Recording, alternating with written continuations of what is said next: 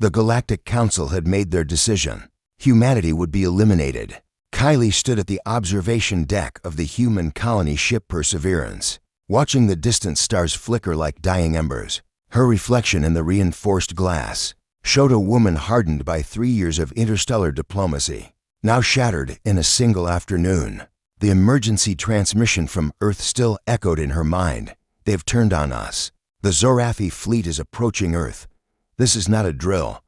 How long do we have? William's voice came from behind her, steady despite the gravity of their situation. He had been humanity's military liaison to the Council, a decorated admiral who had spent decades advocating for peaceful coexistence among the stars. 72 hours before the Zorathi Armada reaches Earth, Kylie replied, her voice hollow.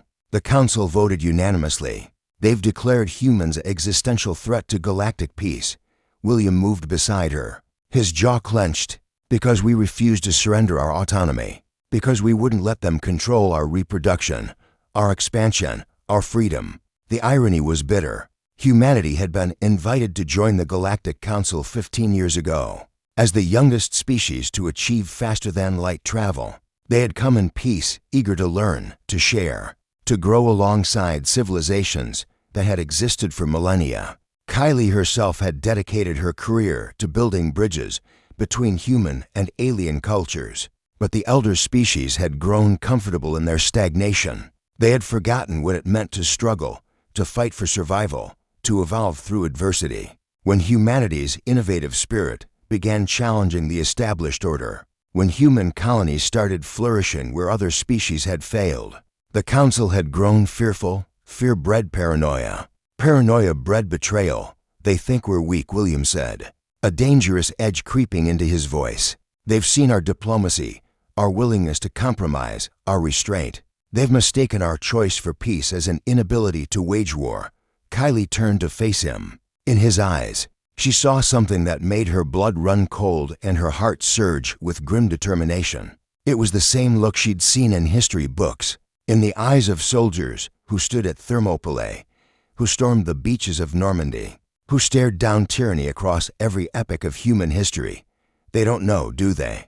She whispered. They don't know what we're capable of. William's smile was devoid of humor. They've never had to invent war. Not real war. Their conflicts are calculated exchanges, political posturing with minimal casualties. They've never faced an enemy that would burn their own cities to deny them to an invader. They've never encountered a species that would sacrifice millions to save billions.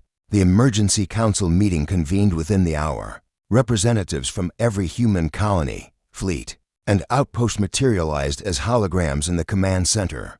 Kylie watched as William addressed them, not as a diplomat, but as what he truly was, a warrior awakened. They expect us to surrender, William began, his voice carrying to every corner of human space. They expect us to beg for mercy, to accept subjugation in exchange for our lives. They have forgotten, if they ever knew, that humanity has a saying, "Give me liberty, or give me death." The holograms flickered with tension and resolve. For 15 years, we've shown them our best face, our curiosity, our creativity, our compassion. But those traits weren't born in a vacuum. They were forged in 10,000 years of warfare, of survival against impossible odds, of clawing our way up from primitive prey animals to apex predators of our world. Kylie felt the shift in the room, in the very fabric of human civilization across the stars. A sleeping giant was opening its eyes. They want to see what we're capable of. William's voice dropped to a growl. Then we'll show them why we invented the concept of total war, why we developed strategies like scorched earth and mutually assured destruction, why we created weapons so terrible we vowed never to use them against each other again. The plan that emerged over the next 60 hours was nothing short of stunning in its audacity and terrifying in its implications. Every human ship, every colony, every resource was mobilized. Technologies that had been shelved as too dangerous for peacetime were dusted off and improved. Kylie coordinated the psychological warfare campaign, while William orchestrated the military strategy. The Zorathi Armada arrived at Earth expecting token resistance. What they found was a trap that had been sprung across a dozen star systems simultaneously. Human ships didn't engage in the formal, honor-bound combat the Council species preferred. They struck from the shadows, used guerrilla tactics, exploited every weakness with ruthless efficiency. Kylie broadcast a message on all frequencies. You wanted to see humanity's true nature? We are the species that domesticated wolves, that split the atom, that stared into the void of space and decided to conquer it. We chose peace not because we couldn't fight, but because we knew the true cost of war. You forced our hand. Now you'll learn why we're the only species in the galaxy with a word for genocide. The war lasted 3 months, not because humanity couldn't win faster, but because William insisted on teaching a lesson that would resonate for millennia. Every Council species learned what total warfare meant. They learned about human endurance, ingenuity, and most terrifying of all, human sacrifice when the Zorathi homeworld requested terms of surrender. Kylie and William stood together before the reformed Galactic Council. The elder species looked at them with new eyes, no longer seeing naive newcomers, but recognizing predators who had chosen to be guardians. We could destroy you all, Kylie said softly, but we won't. We'll give you the same chance you denied us, the choice to coexist peacefully.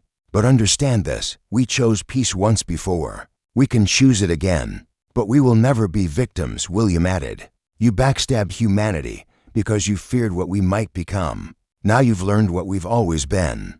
Pray we never have to remind you again.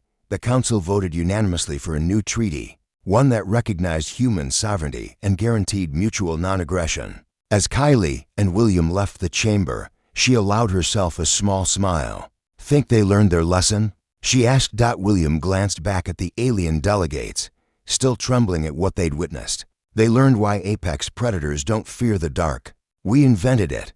Humanity returned to its peaceful pursuits. But the galaxy would never forget the 3 months, when they learned the difference between a civilization that had never known war and one that had perfected it across millennia before finally transcending it. The humans had shown mercy. That mercy, the Council now understood, was the most terrifying weapon of all.